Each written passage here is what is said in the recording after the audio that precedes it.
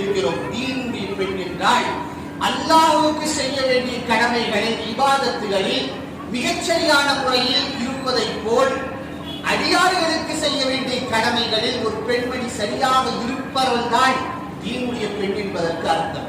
அப்படி என்றால் ஒரு பெண்ணை எந்த பெண்ணை நாம் தேர்ந்தெடுக்கிறோமோ அந்த பெண் வீட்டுக்கு வந்தால் கணவனிடத்தில் அன்போடு நடந்து கொள்வாளா என்று பார்க்க வேண்டும். வீட்டில் உள்ள பெரியவர்களான மாமனாருக்கும் மாமியாருக்கும் மரியாதை கொடுப்பாளா என்று பார்க்க வேண்டும்.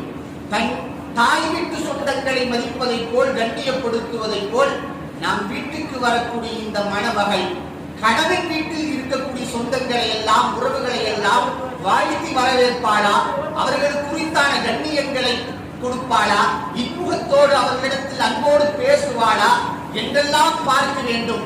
தீனுடைய பெண் என்றால் தொழுபவள் மாத்திரமல்ல, நோன்பு நோற்பவள் மாத்திரமல்ல, சதக்காக்களை செய்பவள் மாத்திரமல்ல, கணவனிடத்தில் நல்ல முறையில் நடந்து கொள்ளக்கூடிய பெண், மாமியாரையும் மாமனாரையும் நல்ல முறையில் அனுசரணையோடு பார்த்துக் கொள்ளக்கூடிய பெண், தன் கணவனுடைய உறவினர்களை எல்லாம் நல்ல முறையில் பார்த்துக் கொள்ளக்கூடிய பெண், எல்லா விதமான குணாதிசயங்களும் ஒழுக்கமும் நிறைந்த பெண் தான் தீனுடைய பெண்.